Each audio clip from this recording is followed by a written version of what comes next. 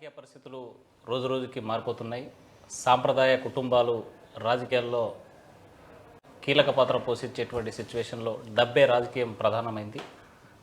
మనతో మాట్లాడడానికి కేంద్ర మాజీ సహాయ మంత్రి కోట్ల జయసూర్యప్రకాష్ రెడ్డి ఉన్నారు. సార్ నమస్తే. సార్ ప్రస్తుతం రాజకీయాలు ఎలా చూడాలి సార్ ఇప్పుడు ఉన్నటువంటి రాజకీయ పరిస్థితులు? గతంలో పోల్చుకుంటే రాజకీయాల్లో చాలా మార్పు వచ్చింది. ఈ రాజకీయాలు వాల్యూ లేని రాజకీయం అయిపోయింది. కేవలం డబ్బుతో రాజకీయం చేయాలనుకుంటున్నా అనే ధోరణిలో పోతున్నారు వీళ్ళంతా కూడా, అంటే జనం కానీ రాజకీయ నాయకులు కానీ.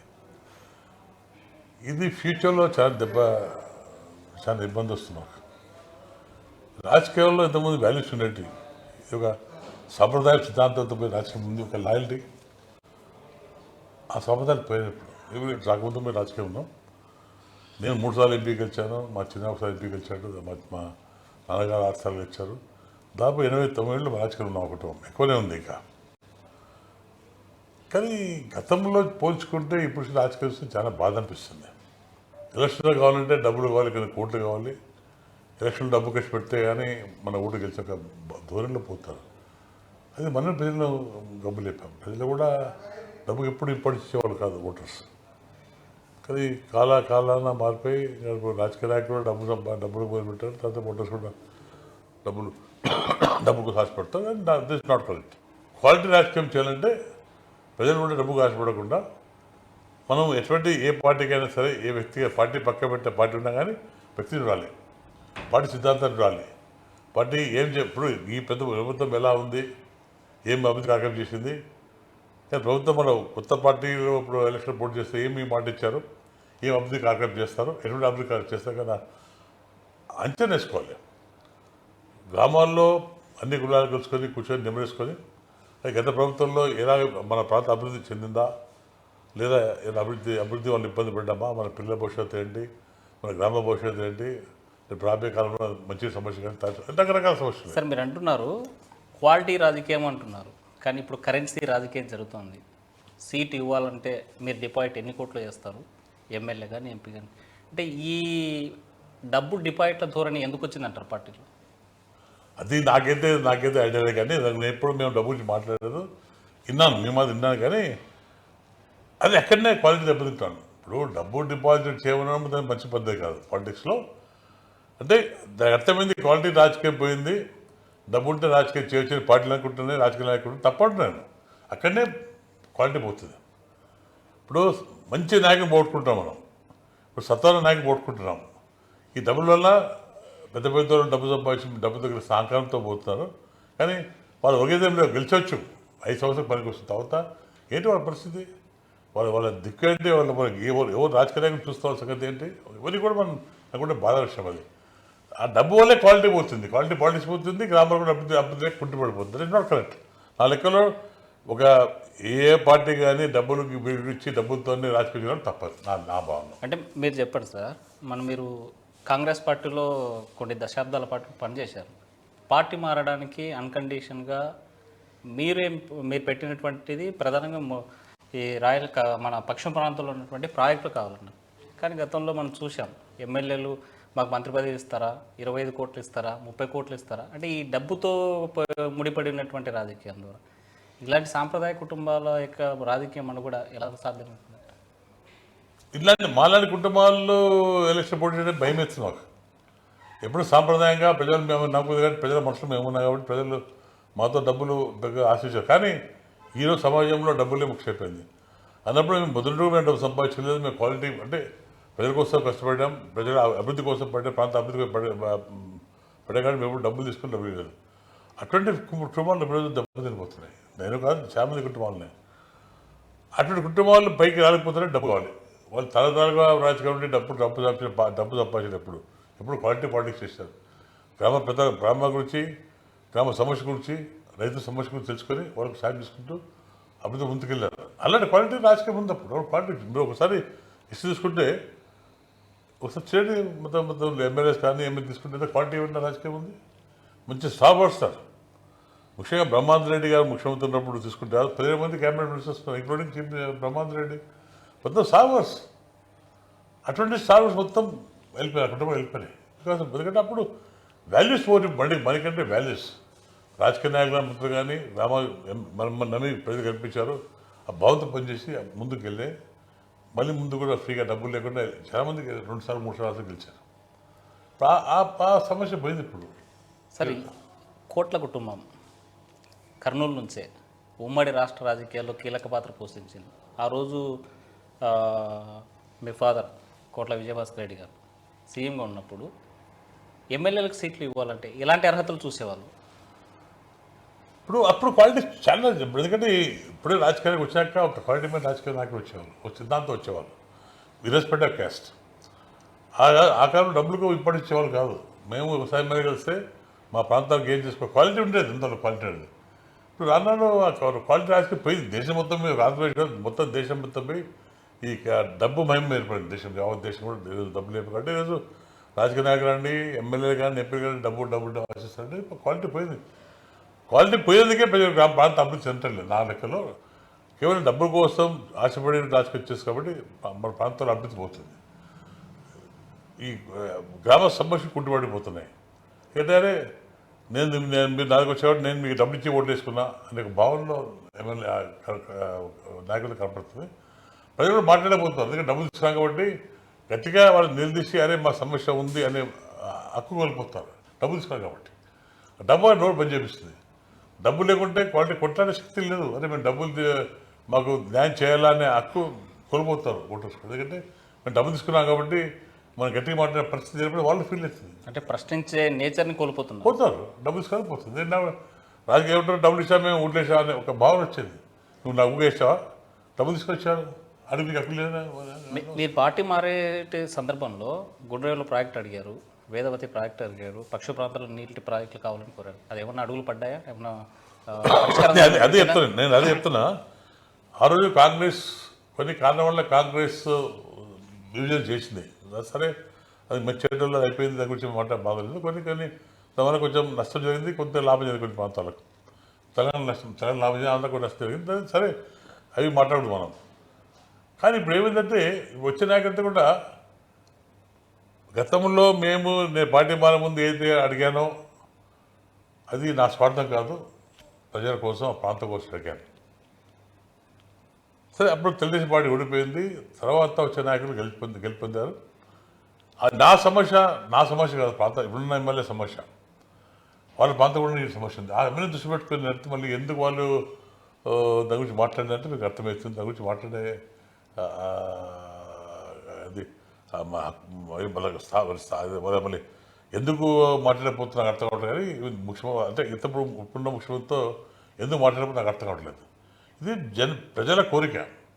ఈ ప్రాంతం అంతా కూడా ఈ 4 ప్రాజెక్టులు తెచ్చుకుంటే మరి ప్రాంతం కూడా సస్యామంగా అవుతుంది. అంటే ప్రభుత్వము 98% సంక్షేమ పథకాలు ఇచ్చాను, ప్రతి గడపకు తలుపు తట్టి అన్నీ అన్న మేనిఫెస్టోలో పెట్టిన దానికంటే ఎక్కువ ఇచ్చాను అని చెప్తున్నారు. ఒకవైపు సంక్షేమం అంటున్నారు, మరోవైపు అభివృద్ధి కూడా జరిగిందనేటువంటి ప్రభుత్వ వాదన కదా. అభివృద్ధి జరిగినప్పుడు డబ్బులు ఎందుకు అడుగుతారు? అభివృద్ధి జరిగినప్పుడు ధనిక ప్రజలకు వెళ్ళాలి కదా. పడతాలు కట్టుకొని చెట్లు కొట్టేసి భవిష్యత్ అవసరం లేదు కదా. ధనిక అభివృద్ధి చేసామన్నప్పుడు ధైర్యంగా ప్రజలకి వెళ్ళి అడిగితే ఓటేస్తారు. అభివృద్ధి చెందలేదు కాబట్టి సమస్య ఉంది. అభివృద్ధి ఎక్కడ జరిగింది? అభివృద్ధి జరిగింది అంటారు. ఎంత పర్సెంట్ జరిగింది? ఎంతమంది జరిగింది? ఎంతమందికి లబ్ధి పొందారు? ఎన్ని కులాలకు లబ్ధి పొందింది? ఎందుకు కూడా కమ్మ ఓడి వచ్చింది, ఆరోగ్యశ్రీ వచ్చింది, ఇవన్నీ కూడా కరెక్ట్ చేసుకుంటే ప్రభుత్వం ఇన్ని మీటింగ్ పెట్టి చెప్పే అవసరం లేదు. ప్రజలు ఆటోమేటిక్గా గతంలో చాలా ప్రభుత్వాలు అభివృద్ధి కార్యక్రమం చేశాయి. కాంగ్రెస్ పార్టీ కానీ వేరే పార్టీ చేశాయి.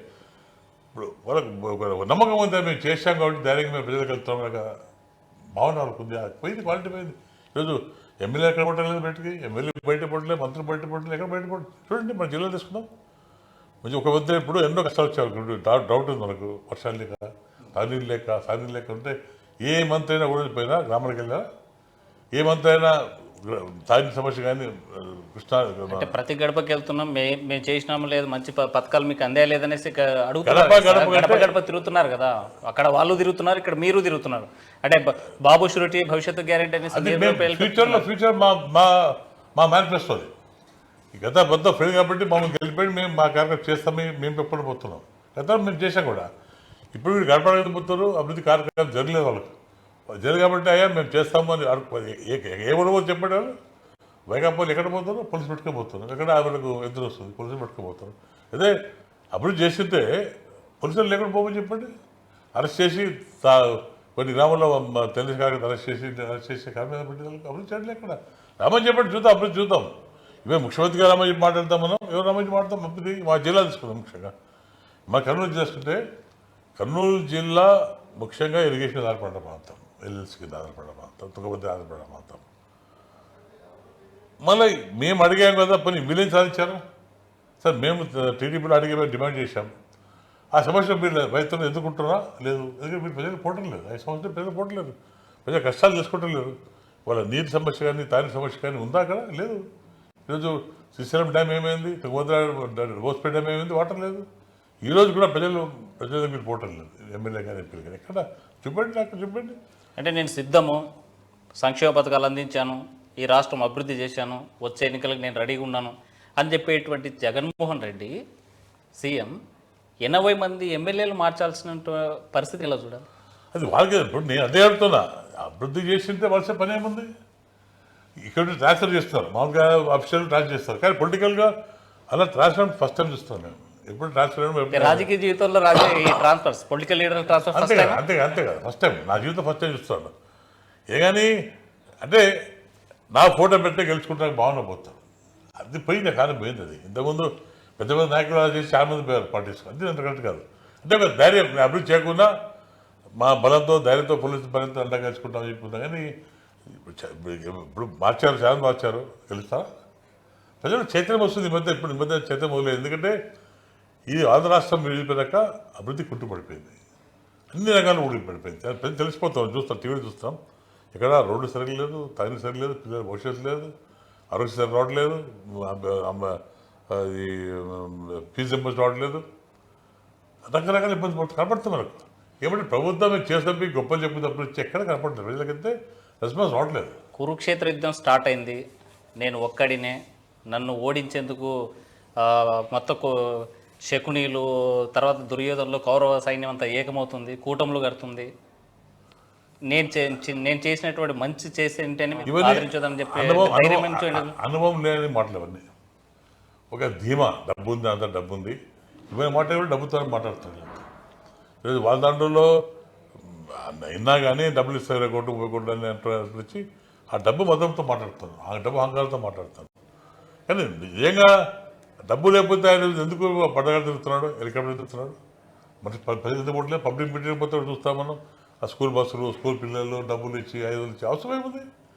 అప్పుడు జరిగితే స్వచ్ఛంగా రావాలి ప్రజలు. స్వచ్ఛే సార్, మీరు మంచి పని చేశారు, మళ్ళీ మీకు గెలుపుతుందని చెప్పాలి. అది లేదు.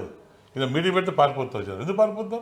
అంటే ఓటే భయం పట్టుకొని కుటుంబాలు చిచ్చు పెడుతున్నారు, ప్రతిపక్ష పార్టీలు అనేటువంటి ప్రధానమైన విమర్శ చేస్తున్నారు కదా జగన్మోహన్ రెడ్డి సీఎం. అది కరెక్ట్ కాదండి. ఇప్పుడు నువ్వు అభివృద్ధి చేస్తే భయపడే పని ఏముంది? అభివృద్ధి భయపడే పని ఏముంది? అభివృద్ధి ఎందుకు మాట్లాడుతున్నాను? అభివృద్ధి ఎందుకు మాట్లాడుతాను? ఎందుకు శాసిస్తాను? అభివృద్ధి చెల్లే కాబట్టి. ఈరోజు ఇసుక కానివ్వండి, అరేక్ కానివ్వండి, రకరకాలు ఉన్నాయి. నువ్వు మాట్లాడి ఛాన్స్ ఇచ్చే అభివృద్ధి పార్టీస్కి. మరి 10 అడిగితే మేము ఛాలెంజ్ చేస్తున్నాం. ఇసుక ఎంత పోయింది? నేను ఛాన్స్ అడిగాను. నేను ఫస్ట్ నేను మాట్లాడాను. ప్రెస్ మీట్ పెట్టి ఇసుక తుంగభద్ర ఇసుక ఎన్ని రోడ్లు లిఫ్ట్ చేశారు, ఎంత ఇసుక ఎత్తారు, దగ్గర లెక్కని అడిగాను నేను. తెలియలేదు. మాకు కనపడుతుంది. రాదు కొన్ని 100 లారీలు ఎక్కడ పోతున్నాయి, ఎంతమంది బిజలకు మన ఇసుక ఫ్రీ ఇచ్చారు, లెక్కలు కనపడుతుంది ప్రజల్లో. ఇసుక అనేది చాలా ఇంపార్టెంట్ ఇష్యూ. అభివృద్ధిలో ఇది కూడా ఇంపార్టెంట్. మనకి ఇల్లు కట్టుకున్నా, లేకపోతే గనాలు కట్టుకున్నా, ఇది ఆన్లైన్ ద్వారా చేస్తుంది, ట్రాన్స్పరెన్స్గా చేస్తూ ఉన్నాము, అవినీతి రహిత పాలన మేము చేస్తూ ఉన్నాము. కానీ అవినీతి ఉందని మరకలు ఎట్లా వేస్తారు? సరే అండి, ఇప్పుడు అంతే కదా. ఇప్పుడు నేను కూడా ఛాలెంజ్ చేస్తాను. ఇసుక ఎంత పోతుంది, డైరెక్ట్ డబ్బులు ఎక్కడ పోతున్నాయి, ఎందుకు ఆన్లైన్ పేమెంట్ లేట్లేదు, ఎందుకు క్యాష్ తీసుకుంటారు? వేరే చోట్ల తీసుకుంటే పేటిఎం కానీ, లేకపోతే బ్యాంక్ కానీ, టీడీ కానీ కార్డ్స్, మన బ్యాంక్ కార్డ్స్ తీసుకుంటారు. మళ్ళీ ఈ ప్రభుత్వంలో ఎందుకు ఇసుక విషయం కానీ, ఇసుక కాదండి మన డైరెక్ట్ విషయంలో ఎందుకు వాళ్ళు క్యాష్ తీసుకుంటారు? నేను ఒకటి అడుగుతున్నాను కదా. క్యాష్ తీసుకుని 10 మంది ఎందుకు మీరు బ్యాంక్ కార్డు ఒప్పుకోవట్లేదు, ఎందుకు పేటిఎం ఒప్పుకోవట్లేదు, ఎందుకు డైరెక్ట్ క్యాష్ తీసుకుంటారు? ఆన్లైన్ ట్రాన్సాక్షన్ ఎందుకు లేవు? దాని ఏంటి? ఇప్పుడు అది గవర్నమెంట్ ప్రాపర్టీ. సరే అంటే గవర్నమెంట్ ఒక సంస్థ, ఎక్సైజ్ డిపార్ట్మెంట్ మాకు యాక్చువల్గా ఎక్సైజ్ డిపార్ట్మెంట్ కొన్ని వేల కోట్లు వస్తుంది సంవత్సరం. ఇది ఇన్కమ్ గవర్నమెంట్కి వచ్చే ఇన్కంలో ఒకటి ఎక్సైజ్ చాలా ఇంపార్టెంట్. ఎంతో అది ఆర్థికంగా బాగుపడాలంటే ఆర్థికంగా గవర్నమెంట్ సపోర్ట్ చేయాలంటే డిఫరెంట్ కార్యక్రమం కావాలి. ఫైనాన్స్ మన ఎక్సైజ్ చాలా ఇంపార్టెంట్. అలాగే రావట్లేదు. ఎంతైతే ఎక్స్పెక్ట్ చేస్తున్నారో అంత ప్రభుత్వం పోవట్లేదు. డబ్బులు ఎక్కడ పోతున్నాయి? అందుకంత కారణం ఏంటి? ఎక్కడ డబ్బులు ఎందుకు పేటీఎం ఎందుకు ఒప్పుట్లేదు? మీరు కాస్ట్ ఎందుకు ఒప్పుట్లేదు? ఫోన్ ఎందుకు ఒప్పుట్లేదు? క్యాష్ ఎందుకు తీసుకుంటారు? వాడు రీజన్ ఆన్లైన్ ఎందుకు ఒప్పుట్లేదు? నువ్వు చిన్న కూరగాయలు పోతే వాడు ఆన్లైన్ తీసుకుంటున్నాడు. నువ్వు మిఠాయి షాప్ పోతే ఆన్లైన్ తీసుకుంటున్నాడు. ట్యాక్సీ పోతే ఆన్లైన్ తీసుకుంటాడు. బస్సు పోతే ఆన్లైన్ తీసుకుంటాడు. నువ్వు మటన్ షాప్ పోతే తీసుకుంటాడు. టిఫిన్ షాప్ ఆన్లైన్ తీసుకుంటాడు. బోర్డు పెట్టాడు. మరి ఎందుకు షాపులో పెట్టలేదు? నేను డైరెక్ట్ అడుగుతాను ఈ ప్రభుత్వాన్ని. నువ్వు వైన్ షాప్స్లో పేమెంట్ ఎందుకు ఆన్లైన్ తీసుకోవట్లేదు? ఎందుకు క్యాష్ తీసుకుంటున్నావు? డబ్బు ఎక్కడ పోతుంది? ఇవన్నీ కారణాలండి. ఇవన్నీ కారణాలు ప్రజలు మాట్లాడుతున్నారు. సో పథకాల్లో అవినీతి లేదు, దీని ద్వారా ఇసుక మద్యం ద్వారా అవినీతి జరిగిందనేది పథకాలు అవినీతి ఉంది. పథకాలు 100% పోవట్లేదు. పథకాలు ఎంతమంది పోతున్నాయి? పథకాలు పోవట్లేదు. 100% పోవట్లేదు. 20% పోతుంది. అందులో మరి వాళ్ళ మనసుగా పోతుంది. వైకాపా కార్యక్రమం పోతుంది. వేరే పోవట్లేదు. కొంచెం గొడవలు చేస్తారు. చేసి చాలా కావచ్చు. ఇప్పుడు రెవెన్యూ రికార్డ్స్లో గొడవలు చేస్తారు. ప్రత్యేకంగా గొడవలు చేస్తారు. పింఛన్ తీసేస్తారు. వాళ్ళకు సరిపోయిన మొత్తం అంటే అపోజిషన్ పార్టీ అంతా తీసేస్తారు. వాళ్ళు కేవలం వాళ్ళ పార్టీకి ఇచ్చుకుంటూ ప్రభుత్వం ఉన్నప్పుడు ఎలక్షన్కి పార్టీలు తర్వాత ఇది ప్రభుత్వ సంబంధి. అన్ని కులాలు పోయి అన్ని మొత్తాలు పోయి. అదే నువ్వు బెనిఫిట్స్ అప్పుడు నువ్వు తెలుగుదేశము, నువ్వు కమ్యూనిస్టు, లేదు మేమేమో ఓన్లీ వైకాపాకి ఇస్తా అంటే ఒక అమౌంట్ తీసుకురండి. అంటే చెప్తున్నారు కదా, కులం లేదు, మతం లేదు, పార్టీ లేదు, ప్రాంతం లేదు, అందరికీ మేము సంక్షేమ పథకాలు ఇస్తున్నామని చెప్తున్నారు కదా జగన్. చెప్పేది శ్రీరంగనూతులు దూరం దొమ్మలు కూర్చోరు సాగుతుంది. చెప్పేది నీతులు దూరం, చెప్పేది నీతులు దూరం అట్లా సాగుతుంది.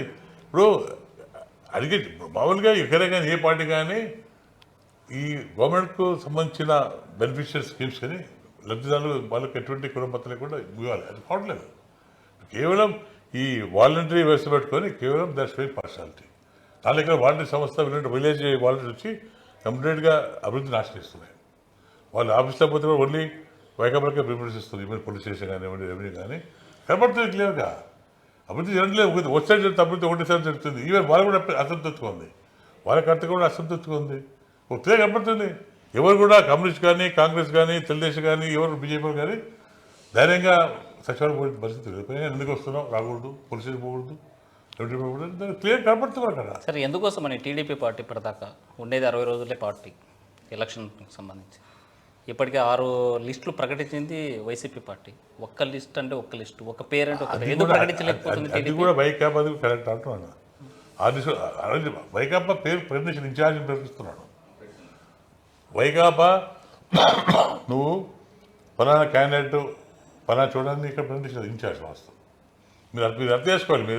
మీరు వేగపడ్డదండి.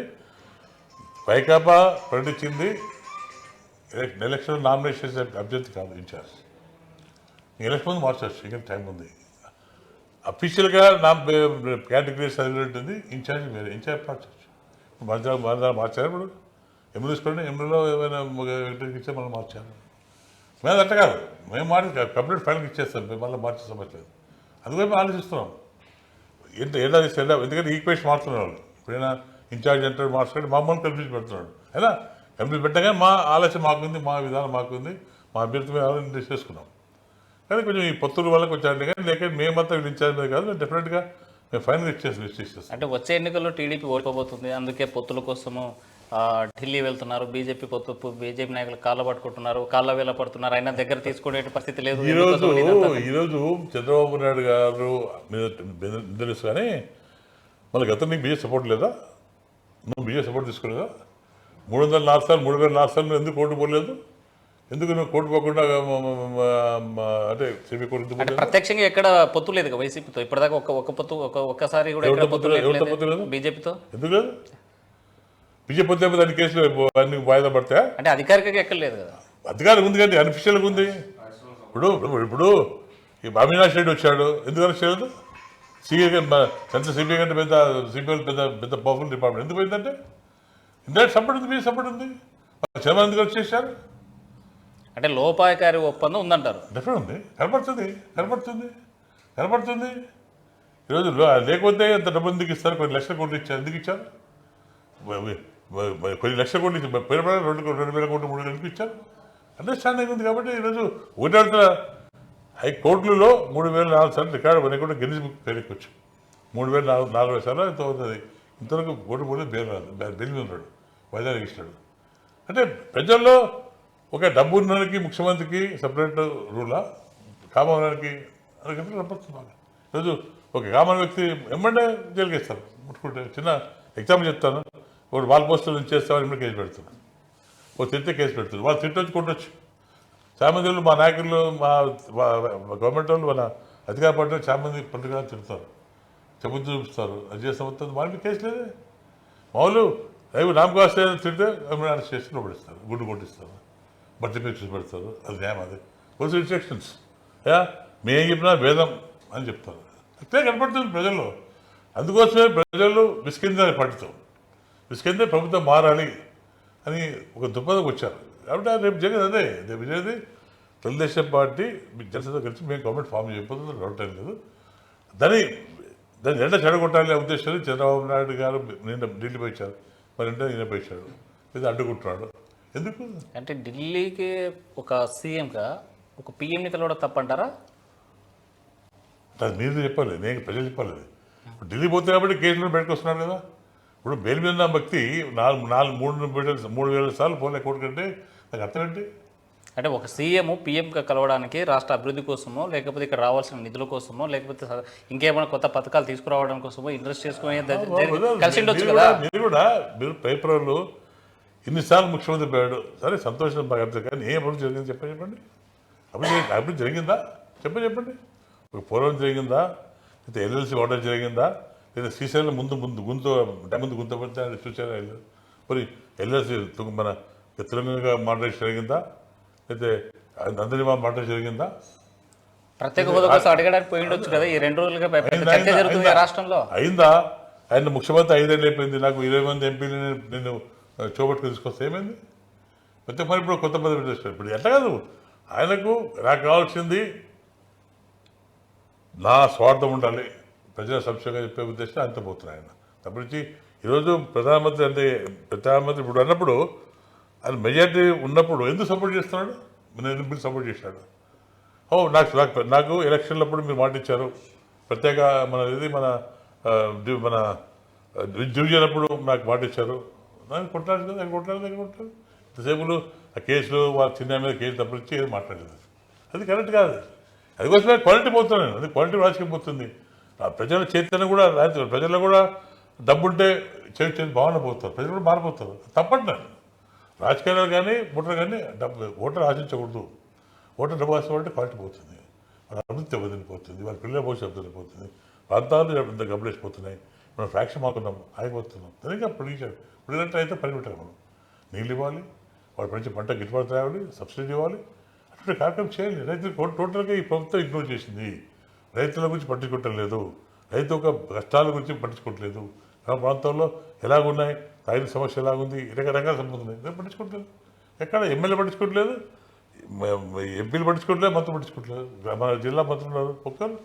ఏనాడు ఏమంటే వాళ్ళ ప్రోగ్రాం పోతారు, రాయవాడ ఫౌండేషన్ అయితే ఏదో పోతా గురించి ఎక్కడ ప్రజల్లో కూర్చొని మాట్లాడి ఈ కష్టాలు ఏమున్నాయి, ఈ రోడ్డు ఉన్నాయి ఎక్కడ వాళ్ళ రోడ్డు సుంకేష్ నుండి నాలపల్లి రోడ్డు బాగుంది, వాళ్ళ సిమెంట్ పోయి వాళ్ళ ఇసుకలాపే ప్రాంతాన్ని వాళ్ళు బ్రహ్మాండంగా రోడ్డు వేసుకున్నారు. అది తప్పించి ఎక్కడ లేదు, ఎక్కడ రోడ్డు లేవు. ఏదో లారీ ఇల్లీగల్ లారీ పోతే ఆ మాత్రం బ్రహ్మాండంగా కంటే పోతే చూద్దాం.